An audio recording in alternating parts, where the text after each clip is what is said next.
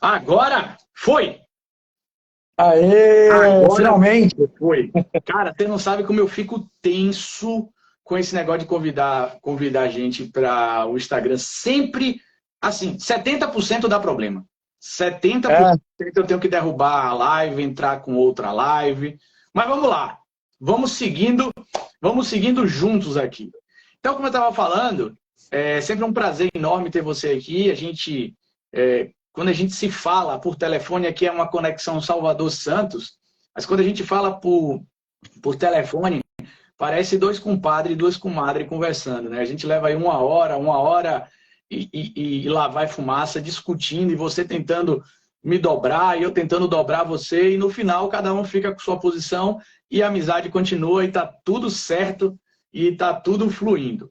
Então, eu verdade. fiz questão de te convidar aqui, né? A gente fechou a data, porque a gente está nessa fase aí que todo mundo sabe do projeto Nova Era da Responsabilidade Civil, que é um projeto voltado aqui muito para a parte prática, muito para uma atuação mais prática. O Paulo está falando que o Instagram está com instabilidade. E aí, nada melhor do que pegar um advogado atuante, um advogado que chama, né, advogado de todo dia, para discutir aqui a temática.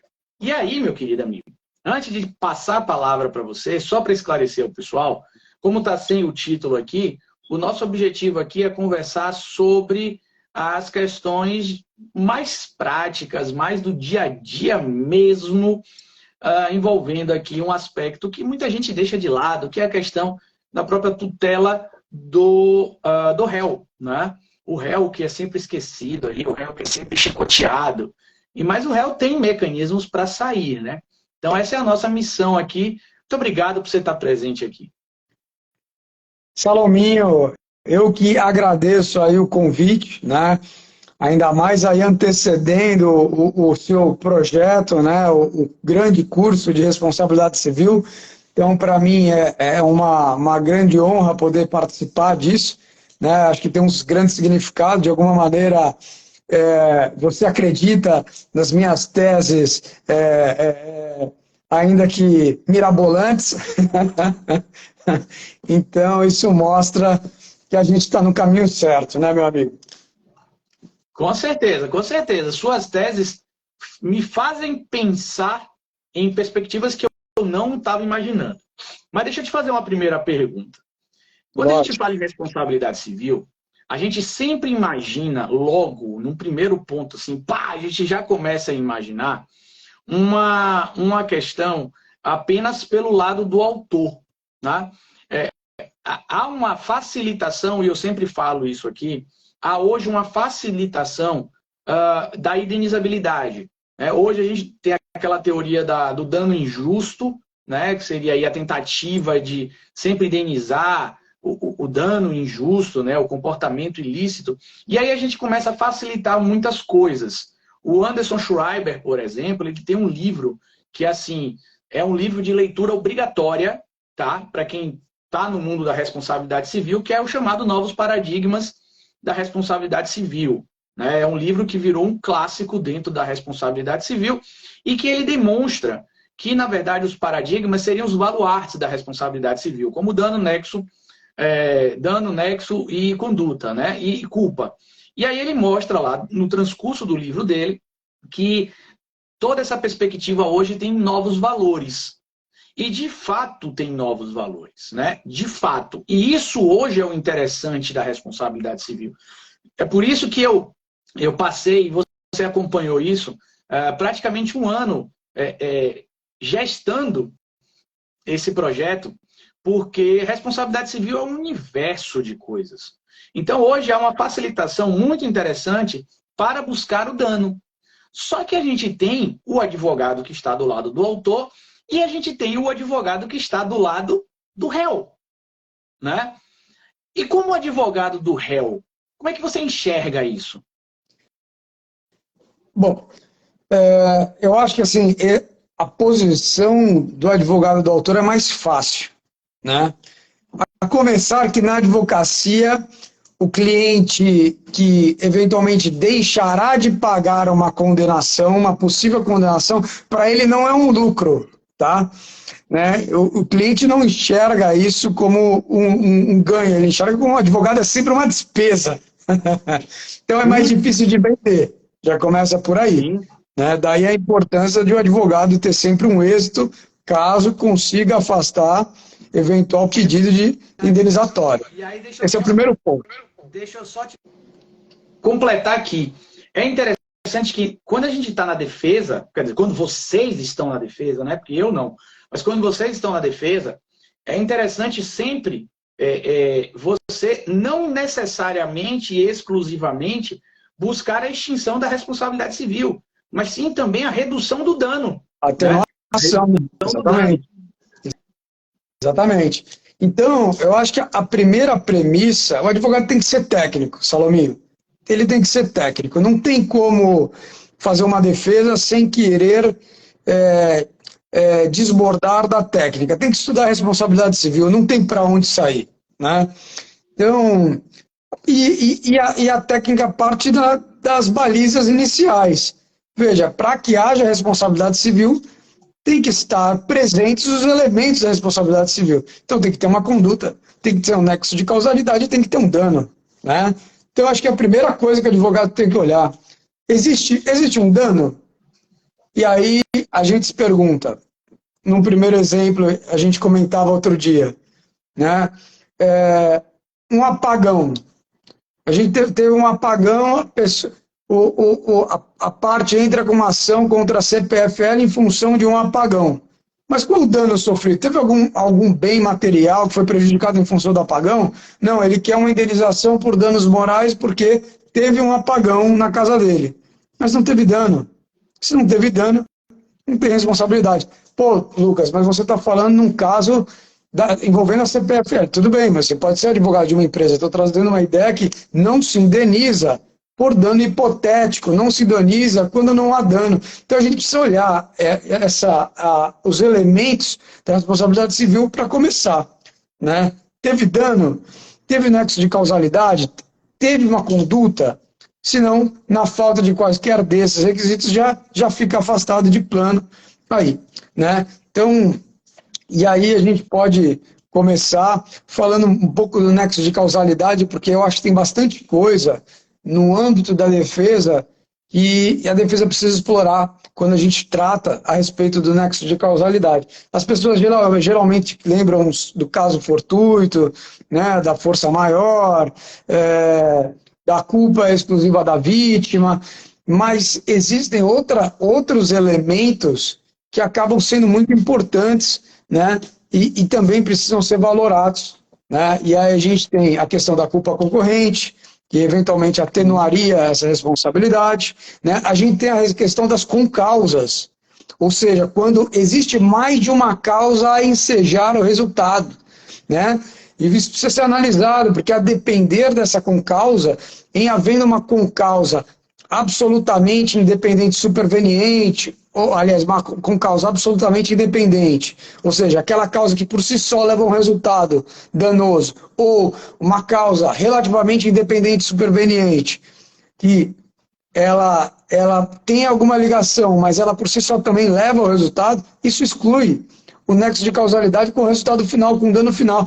Ah, mas, pô, gente, difícil a gente falar isso no direito civil, mas aplica. A gente olha muito para o direito penal, né? Mas aplica. Ontem, inclusive, a gente estava discutindo aqui na live, a gente começou com um tema, né? A gente começou com um tema e aí depois a gente desviou do tema completamente. O pessoal aqui ficou conduzindo uma discussão bastante interessante sobre a ideia do atupelo, né? Sobre o fato do atupelo lá do autor. E aí muita gente ficou aqui, o Marcelo, que deve estar aqui ainda na live, ele bateu firme na posição dele, dizendo, olha, para mim ali é culpa exclusiva da vítima. E eu disse, Marcelo, eu respeito sua opinião, mas para mim ali é culpa concorrente. Né? E assim, na sua visão do advogado aqui, né, o Lucas não fica só na defesa não, tá? Ele trouxe a temática da defesa aqui, apenas porque era um tema que as pessoas não se preocupam muito. E eu achei fantástico a opinião dele, né, a opção dele. Você como advogado, né, trabalhar para transformar a culpa concorrente em culpa exclusiva é fundamental na defesa. Né? Fundamental. É fundamental. E aí, Salominho, a questão da produção da prova, né? Responsabilidade civil é produção da prova, né? Eu tenho alguns colegas que eu acho curioso que eles militam na área do direito penal e na área do direito civil. E eles acabam indo muito bem na responsabilidade civil, por quê? Porque sabem trabalhar justamente a produção da prova, né? Então, vamos lá, eu vou dar um exemplo pelo autor, nessa vez um caso que a gente já vivenciou no escritório, tá? Foi um caso de um atropelamento, né, por um ônibus transporte público na faixa de rolamento. Essa mulher, ela atravessava numa avenida larga em São Paulo, a rua, e o semáforo para o pedestre era verde. Aliás, desculpa, o semáforo para o pedestre era vermelho. Ela não poderia ter atravessado, mas era horário de pico, 18 horas, o trânsito estava parado. Ela resolveu atravessar. Na penúltima pista, tinha um caminhão-baú. Então ela não tinha visão da pista de rolamento. Quando ela chegou na pista de rolamento, um ônibus colheu ela e a matou, né? Então veja, o sinal estava vermelho para ela. E tava, por outro lado, estava verde para o trânsito. O trânsito estava parado, ela não viu o ônibus a matou. Pois bem, a gente foi analisar um inquérito policial, e no inquérito policial, todas as testemunhas que haviam apresentado depoimento diziam no sentido que ela passou correndo e se jogou contra o ônibus, como se fosse uma espécie de suicídio. E aí a situação estava bem complicada, porque como que eu vou entrar com uma ação se a pessoa passou no sinal vermelho e se joga para cima do ônibus? Só que a gente sabia que a pessoa não tinha nenhum problema mental, a pessoa era uma mulher que fazia aquele trajeto todos os dias, uma mãe de família, enfim, então ela não tinha motivos para se matar, pelo contrário, ela tinha uma família para criar. E aí a gente resolveu analisar as câmeras do local do acidente. Olha a produção da prova, a importância da produção da prova. E analisando as câmeras do local do acidente, a gente pediu uma perícia. Naquela perícia, foi possível identificar a velocidade de tráfego do ônibus, porque entre dois, a aferição foi feita em função da velocidade da passagem do ônibus entre dois postes. E ali foi aferido que o ônibus estava a 60 km por hora aproximadamente, quando, na verdade, a pista de rolamento era de até 40 km por hora. Aí veja, então, a dinâmica da situação. O que era um caso de culpa exclusiva da vítima, de repente, em função da produção da prova, se tornou uma culpa concorrente passível de indenização. A indenização é, sim, diminuída, mas é passível de indenização. É o que o Guedes, ou a Guedes, eu não sei, fala aqui de assunção do risco. É exatamente isso, né? O trabalho do Lucas aí foi sair, e aí ele está como o autor, né? Era sair de uma noção de culpa exclusiva da vítima para transformar isso numa culpa concorrente. Veja, e é isso que eu chamo a atenção aqui, Lucas, com a experiência que você tem, né? A experiência que eu tenho, você do lado daí do balcão, eu do lado de cá do balcão. O que a gente vê, o que você vê pelos seus clientes e o que eu vejo no julgamento é que muitas vezes a gente não está, vocês advogados, melhor dizendo, não estão para zerar ou para chegar a 100% do dano, né? Mas sim para tentar sair do não indenizável para o indenizável a alguma coisa. E isso pode gerar, inclusive, veja, você estava falando aí, eu estava pensando, e aí, pessoal, é normal, tá? Eu e o Lucas, assim, a gente fica fazendo brainstorm direto, batendo cabeça, vendo várias coisas assim. Eu estava pensando aqui que quando você tira de culpa exclusiva da vítima e coloca em culpa concorrente, isso tem alterações de várias perspectivas. Isso tem alteração de seguro, tem alteração para DPVAT, indenização de DPVAT, de seguro pessoal, se ela tiver. Enfim, você muda toda uma cadeia a partir de um argumento, né? É porque assim, aqui a gente olha a cadeia apenas da responsabilidade civil, mas se você for ampliar, for dar um aumento de lente, você vai ver que tem várias consequências nisso tudo. Sim, e assim, eu vou além, analisando assim, a depender do teu estudo, você consegue incrementar os seus pedidos e buscar uma indenização muito maior, né? Por exemplo, no caso, eu poderia me limitar a um pedido de danos morais, que em função da culpa concorrente, naturalmente ia ter uma redução do valor proporcional, né, em análise, em proporção à culpa, né, da cliente, da conduta da cliente, não, que sacanagem falar da cliente, da conduta da vítima, né, haveria uma redução da indenização. Mas, analisa, tem a questão da pensão por alimento, em função dos alimentos indenizatórios, né? Então, se você estudar a questão dos alimentos indenizatórios, olha lá, a gente tem alimentos indenizatórios, a gente tem o próprio dano moral, enfim, então você começa a aumentar o espectro daquela ação e as chances de melhorar a sua própria remuneração, né? De outro lado, olhando na perspectiva da defesa, assim, não fosse a atuação nossa naquele caso, ela ia conseguir demonstrar olhando para a prova testemunhal que foi coligida, no sentido de que a pessoa atravessou no semáforo vermelho, fez a prova testemunhal que o semáforo estava vermelho para o pedestre, né? Enfim, que ela atravessou de forma assodada, correndo, sem as cautelas devidas, ela conseguiria afastar a responsabilidade civil, né? Então, a questão da produção da prova, eu acho que é a pedra de toque. Por exemplo, entrar com uma ação com base em acidente de trânsito, cuja prova é testemunhal, você tem que ouvir a testemunha antes, né? Você tem que garantir que aquele depoimento ele vai, de algum modo, se consolidar no processo. Faça uma ata notarial, pega uma declaração, mas alguma coisa, tenha contato com a testemunha antes de ajuizar o processo, né? Mas vamos falar na linha da defesa, porque acho que é o que o pessoal está esperando, né, Salaminho? Aqui o Silvano pergunta assim, ó. A aplicação do parágrafo único do 944 do Código Civil, entre aspas, a desproporção entre a gravidade e a culpa, poderia ser acumulada com a culpa concorrente a fim de diminuir a indenização? Eu entendo que sim, eu entendo que faz todo sentido.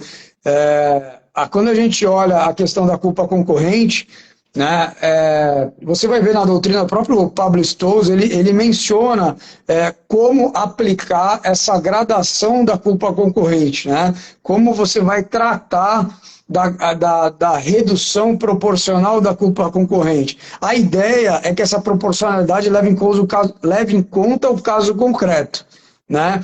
Isso é o que ele defende, é o que me parece mais justo, né? Porque, veja, às vezes existe uma concorrente, mas a conduta da parte é tão pouco significante perto da conduta da outra parte, que é injusto você reduzir a 50% do valor indenizatório, né? Então, isso deve ser feito à luz do caso concreto. Porém, há decisões no sentido que a culpa concorrente diminui em 50%, diminui da metade a indenização, o que eu não concordo e existe margem para discutir isso, não é, Samuel?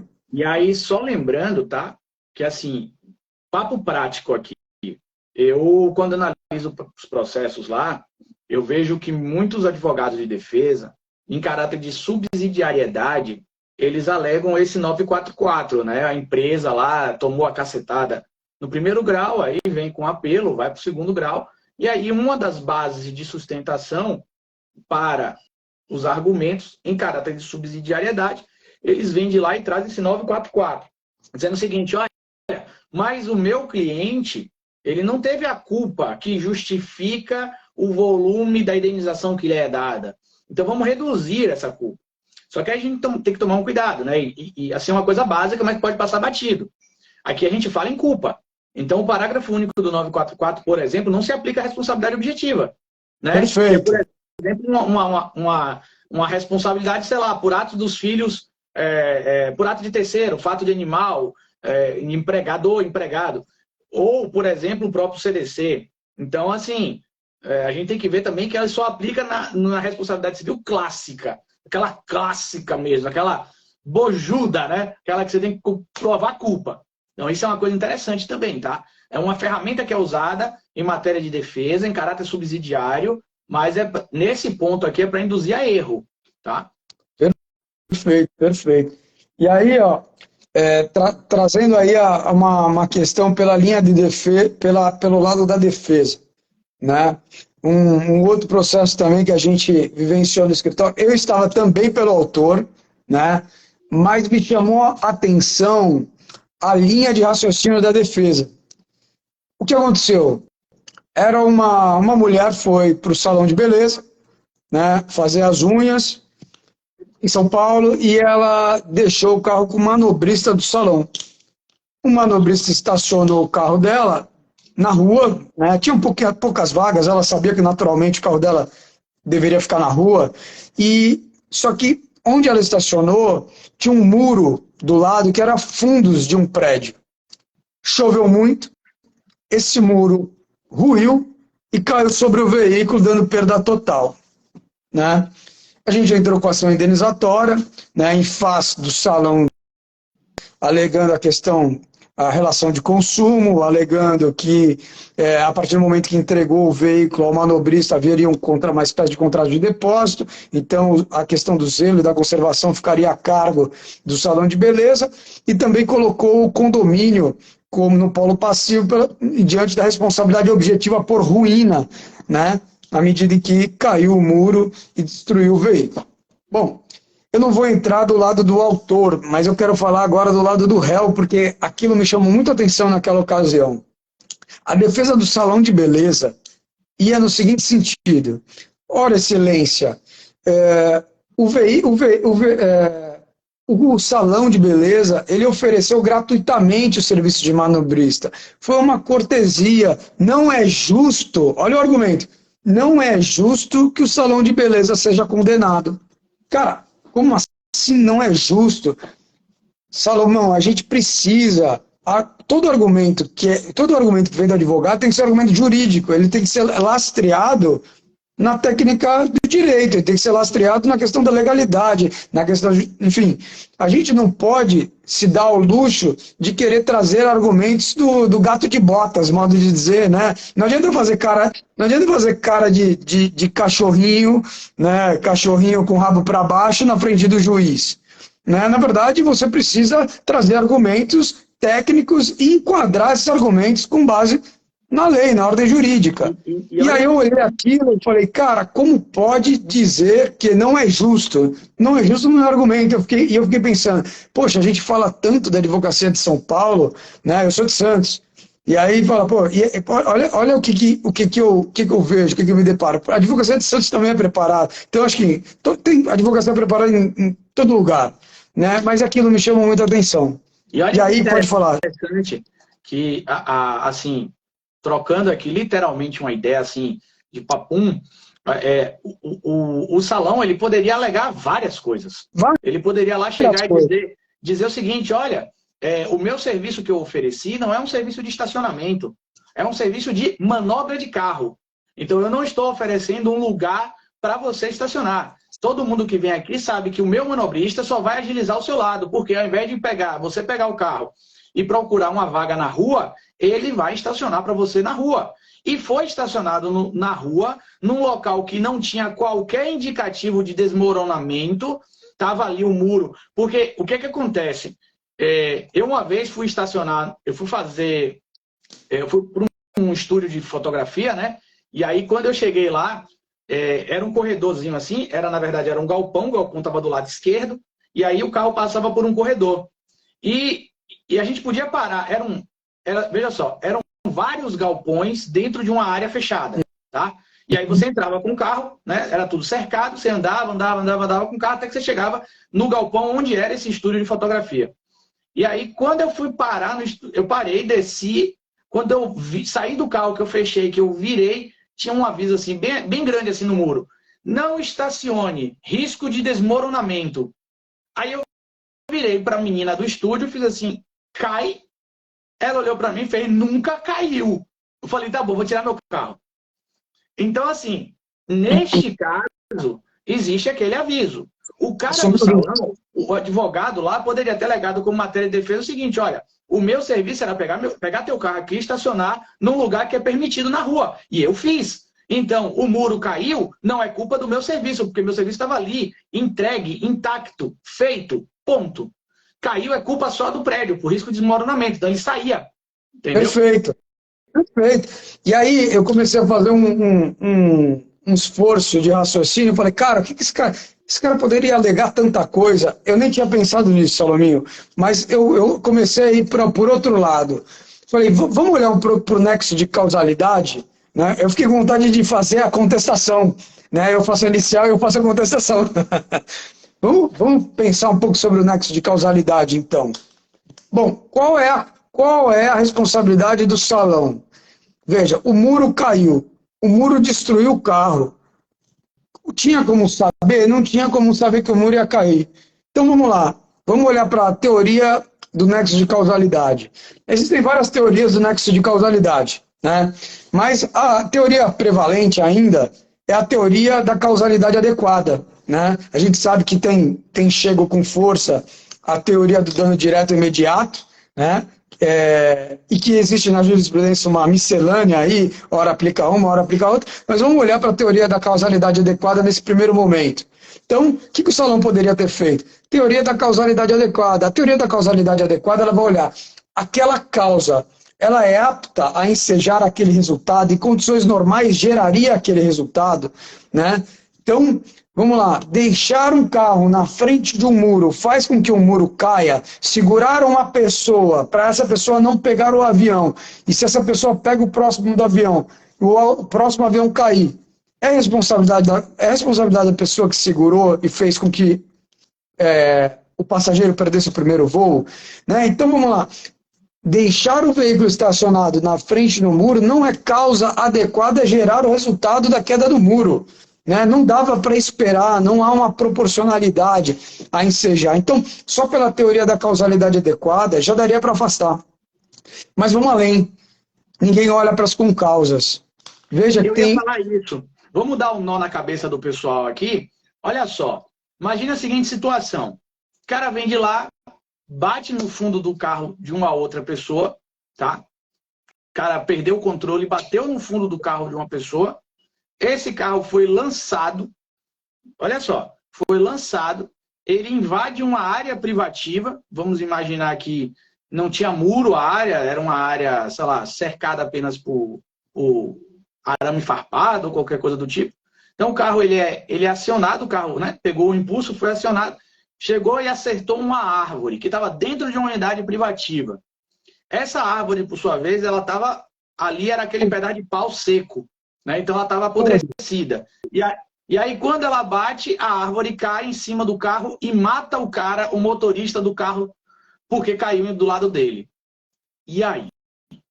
Olha então, que nó. Olha que nó.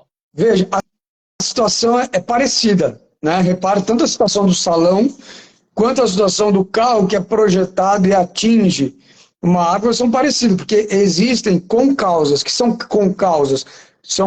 Ocorre quando mais de uma causa leva a um determinado resultado. Então a gente precisa olhar para essas concausas, para o estudo da concausa. Mas vamos primeiro para o salão, depois a gente faz um esforço mental para responder o outro caso. O salão poderia ter dito o seguinte, veja, o mau estado de conservação do muro é responsabilidade do condomínio. Não dava para saber a respeito do mau estado de conservação. O muro, ele era, vamos supor que tivesse uma vegetação no muro. Não dava para saber. Né? Então, veja, houve, nesse caso, uma concausa absolutamente dependente, aliás, relativamente dependente, porque foi deixado o carro lá, né? Que, por si só, deu e seja o resultado da perda total do veículo. Ou seja, o muro, por si só, destruiu o veículo. Não foi a conduta do manobrista. Então, veja, isso é uma causa excludente de responsabilidade civil. O salão deveria responder, por exemplo, pelos atos praticados, mas não teve não teve dano. Se não teve dano, não se indeniza. O salão conseguiria tirar o corpo fora. Só com base, seja na teoria da causalidade adequada, seja com base na concausa relativamente independente e superveniente. Desculpa o palavrão, mas concausa é mais de uma causa. Relativamente independente significa tem algum vínculo de dependência, porque o manobrista deixou o veículo lá. E superveniente é porque acontece depois, né? Então, depois que o veículo foi deixado, o muro caiu. Repare que o salão poderia muito bem ter se eximido dessa responsabilidade, né? Alegando não só a teoria da causalidade adequada, mas também a questão afeta a concausa, né? Então, você vê que o estudo da responsabilidade civil é muito importante, seja para o autor, para montar uma inicial bem formulada, agregar os seus pedidos, formular os pedidos corretos, seja na defesa para afastar a responsabilidade civil do seu patrocinado, né? E aí, o estudo do nexo de causalidade, a gente de direito civil, a gente deixa isso muito em segundo plano. O pessoal de penal dá show em cima da gente. E a gente de direito civil e deixa muito de lado isso, sendo que é uma ferramenta importantíssima. Muitas vezes, Lucas, eu pego processos em que o cara fala da teoria da causalidade superveniente, e etc., da concausa X, da concausa... Só que ele não usa termos técnicos, né? Ele não faz a vinculação, ele não ativa para o juiz assim, olha, doutor, isso aqui é uma excludente X, tá? Aqui é uma concausa excludente X. Isso aqui é uma concausa excludente Y. Então, ele precisaria usar isso de forma mais científica na sua peça, né? De forma mais científica. Eu costumo dizer aqui no escritório, para o pessoal que trabalha aqui, o seguinte: às vezes a gente precisa mostrar para o juiz que tem uma saída, né? Eu gosto muito de escrever menos, escrever de forma simples, mas a depender da situação, eu acho que você precisa mostrar para o juiz qual seria a saída, né? É bom ser objetivo, mas às vezes tem aquele ponto que é a cereja do bolo, que falta, o juiz não vai conseguir analisar e pescar aquilo desde logo. Então, um exemplo é esse, uma concausa relativamente independente, superveniente, que por si só deu ensejo ao resultado, né? Poxa, isso é muito importante, é bom desenhar, às vezes, né? Porque você facilita. O juiz vai olhar aqui e falar, nossa, de fato, era isso que eu precisava. E ele tem razão, né? Então, a questão do estudo é... Agora, eu queria também, Salominho, fugir um pouco da parte técnica e entrar um pouco na parte prática. Só antes um pouquinho, a Neide pergunta aqui, como fica a teoria da guarda da coisa? Neide, essa é uma linha de raciocínio que a gente está discutindo aqui, que o salão, no exemplo, estamos pegando aqui o exemplo do salão, só para a gente ficar num caso prático, o salão poderia ter usado. E ele poderia ter dito o seguinte, olha, eu não tenho guarda da coisa. O serviço que eu estou te oferecendo, por gratuito que seja, isso não tem muita relevância, é um serviço de manobra de carro. Então, eu estaciono o carro na via pública. Ponto. Eu não estou guardando o carro. Tanto que, Neide, por exemplo, um exemplo, né? Se o cara estacionasse o carro ali, o manobrista estacionou o carro, bonitinho, certinho na vaga, saiu com a chavinha na mão, aí vem outro carro, estaciona e bufo, bate no carro que o manobrista acabou de estacionar, mas ele estava, sei lá, 50 metros de distância. Se o salão alegar que o movimento dele é só de estacionamento, ele não tem responsabilidade nenhuma. Porque o ato de estacionar foi feito, e foi feito de forma perfeita. Agora, se isso acontecesse dentro de uma vaga fornecida pelo salão, dentro da sua unidade privativa, e blá, blá, blá, blá, blá, aí a gente poderia até alegar uma espécie de depósito, de conservação, aí a colisão já seria a responsabilidade do salão. Então, essa noção de guardador de carro, né? O guardador não, manobrista de carro, a gente tem que entender muito bem o que é a noção de manobrista de carro, né? Porque, por exemplo, num shopping, o manobrista é para manobrar e estacionar numa vaga dentro do shopping. Então, tudo que acontecer ali, seja na manobra, seja na guarda do carro, tudo vai ser responsabilidade do shopping. Mas, por exemplo, tem um restaurante aqui, que até amanhã eu vou encontrar o nosso amigo Cristiano Chaves. Eu vou amanhã para o restaurante, que assim, é um lugar bem complicado para estacionar, até não tem vaga no restaurante e na rua é meio complicado. Então a gente entrega a chave para o manobrista. Nesse caso, o manobrista, se acontecer alguma coisa após o estacionamento, se não tiver estacionado no lugar proibido, a missão do motorista está feita. Você não pagou para guardarem o carro. Você pagou para estacionarem o carro, ponto. Está estacionado em via pública, pronto. Mas vai lá o que você ia falar. Não, me veio na memória um caso que envolveu o McDonald's, acho que o McDonald's, né, julgado no STJ já faz tempo isso, em que a gente tinha sempre a premissa de que o estacionamento colocado à disposição do consumidor ensejaria a responsabilidade civil do estabelecimento, né? Então a gente tinha essa premissa. A ministra e aí tem um precedente interessantíssimo, que não é um precedente antigo, muito novo ao contrário, que ela responsabilizou o shopping por um assalto que aconteceu, acho que foi em São Paulo, responsabilizou o shopping por um assalto que aconteceu antes da cancela.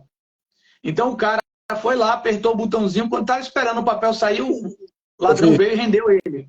E aí responsabilizou o shopping.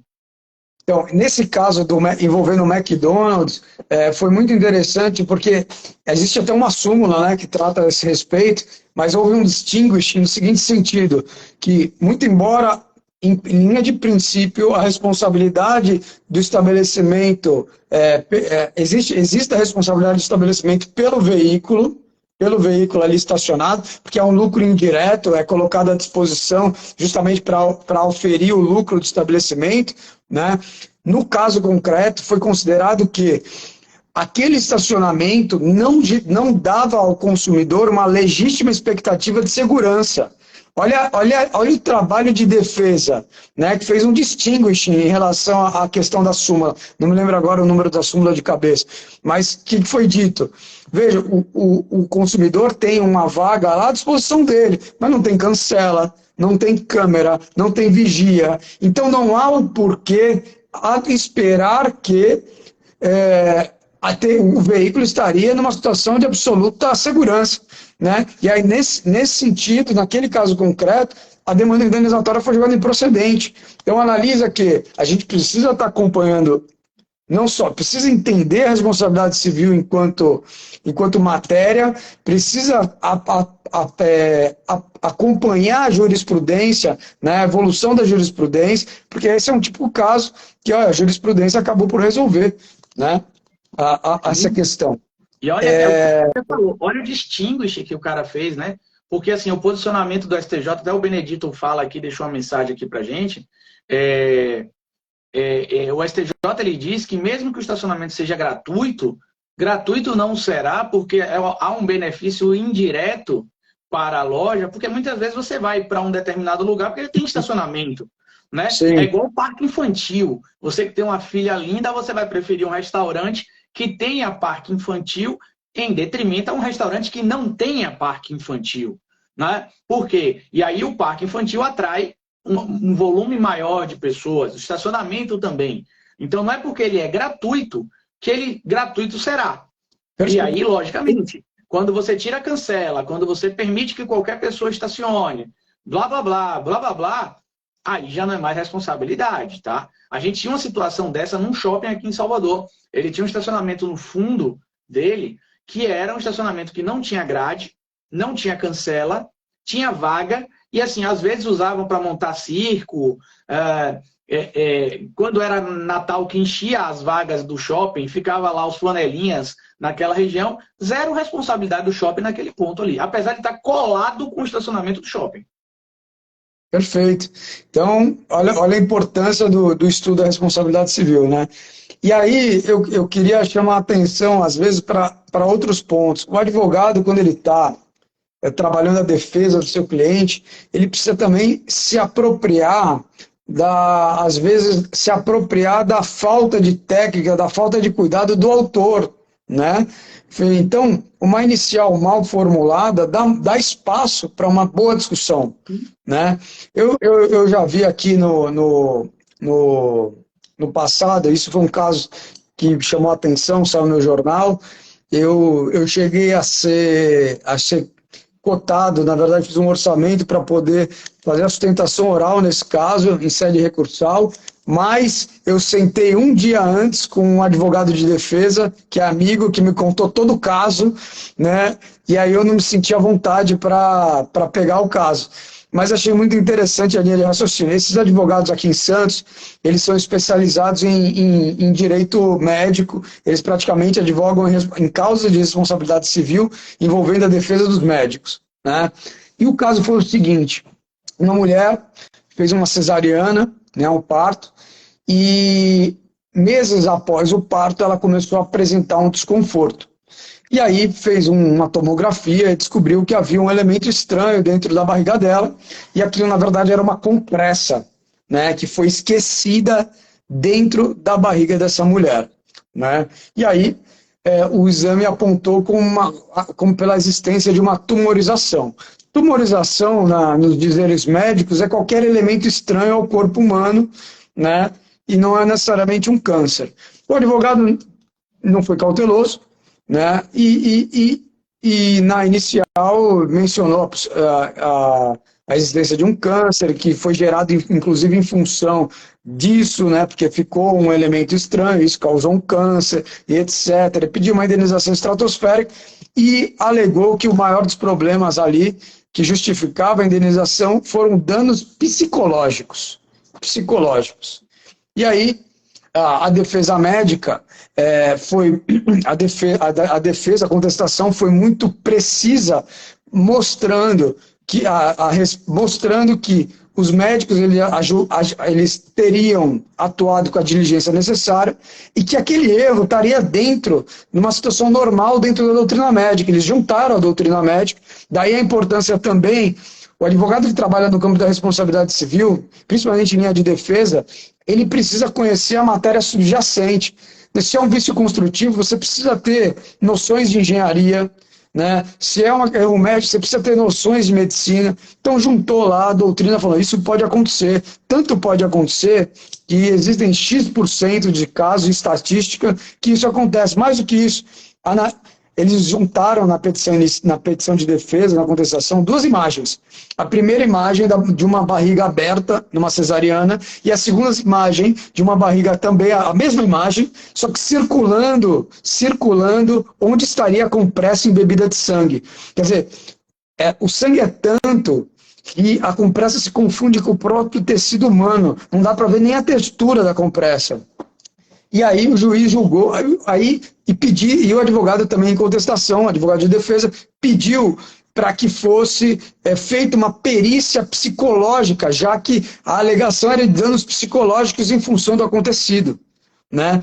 Então o médico demonstrou que a doutrina médica aceitava a questão, mostrou que era muito difícil de verificar aquele problema, mostrou ainda que não existia nenhum tipo de câncer, na verdade tumorização é um elemento estranho, e o único elemento estranho era a compressa que foi retirada tão logo foi descoberto, né? Então veja, ele pediu a perícia psicológica, já que o autor alega o dano em função de um abalo psicológico, um dano psicológico, que seja feita uma perícia para ver se isso de fato afetou a psique daquele ator. Foi feita a perícia, e a perícia não apurou nenhum tipo de dano. Conclusão, o juiz julgou improcedente a demanda. Assim, Lucas, julgou improcedente a demanda, como assim? Lucas, não concordo, eu acho absurdo. Até porque existe, né, uma instrumentadora, né, na sala de cirurgia que é responsável pela contagem de todos os materiais que são utilizados durante aquela cirurgia. Se foram utilizados 10 compressas, tem que ser retirado 10 compressas, né? E esse dano não é um dano que deve ser, você tem que comprovar o abalo psicológico, né? É um dano em ré ipsa. É um dano em função dos próprios fatos. É isso que faltou o autor argumentar. Salominho, você está me ouvindo? Travou a tela um pouquinho? Estou ouvindo atentamente. O autor foi na linha de dano psicológico, quando na verdade é um dano em ré ipsa. Bastaria mostrar a coisificação do tratamento. Olha a falta de cuidado, né? A gente está falando aqui de uma responsabilidade objetiva. Olha a falta de cuidado. Enfim. E aí, os advogados de defesa conseguiram a improcedência. E aí, olha a cereja do bolo, a inteligência do advogado. A gente conseguiu uma improcedência. Mas nós, advogados de defesa, sabemos que a chance de o nosso cliente ser condenado é muito grande. chamaram o advogado do autor e acabaram fazendo um acordo. Não me lembro quanto, sei lá, R$ 10.000 de indenização. O médico vai pagar esses R$ 10.000 para pôr fim à demanda em relação ao médico e excluir o médico da lide, que continue o processo em relação ao hospital que possui outro advogado. Olha o que o advogado fez. Ele, por uma estratégia, ele trouxe todos os seus argumentos de defesa, ele conseguiu a improcedência, colocou-se a situação do seu cliente numa situação favorável, criou um acordo, pagou barato, tirou o cliente do polo passivo e deixou o problema para o hospital. Depois a ação reverteu no tribunal e houve uma indenização alta, enfim. Mas veja, era aquilo que você falou, às vezes não se trata de querer afastar a responsabilidade civil, mas atenuar. E como ele fez isso? Ele se utilizou de todos os meios que ele tinha, conseguiu a improcedência, criou um cenário, fez um acordo, pagou barato e limpou a barra do cliente. Né? Então a gente tem que ser perspicaz também. Mas aqui eu quero te fazer uma pergunta. Assim, a gente já vai bater 1 hora aqui de live. Live boa é assim, passa que a gente nem sente. Mas assim, eu vou lhe fazer uma pergunta que só você pode responder. Eu não posso responder. Você está com um cliente. Olha assim.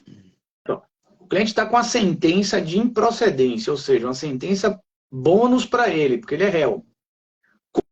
Como convencer esse cliente de que é o seguinte, olha, bicho, você se safou desse sarrafo agora, mas lá na frente existe uma possibilidade do sarrafo vir, e como a gente fala aqui na Bahia, vem de com força. Então, pensa no futuro e vamos chamar o cara, porque assim, esse advogado ele fez uma estratégia, no meu sentir, bastante interessante, porque ele estancou o dano do cliente ali, não deixou ao critério do Poder Judiciário para o Poder Judiciário se, arbitrar. Porque o Poder Judiciário ele vai arbitrar e aí, amigo, a Deus pertence. E aí ele chegou ali, estancou, né? Para ficar nos termos médicos, ele estancou a sangria e disse, beleza. Mas assim, foi bom para ele porque o cliente aceitou. E como você acha que... E aí eu não respondo isso, tá? É só você. Como é que você acha que o profissional deve gerir uma situação dessa? Bom, na forma como eu trabalho, né, eu gosto de sempre colocar na mesa todos os riscos, desde o início, né, e em cada etapa processual. E a depender da situação, do andamento, eu até busco, de alguma maneira, oficializar isso por e-mail. Né? Por quê? Porque você pode tomar caminhos, e esses caminhos vão trazer consequências que podem doer no bolso do seu cliente. Né? Então, eu procuro participar. Geralmente, embora o direito não seja uma matéria exata, né? Pelo contrário, né?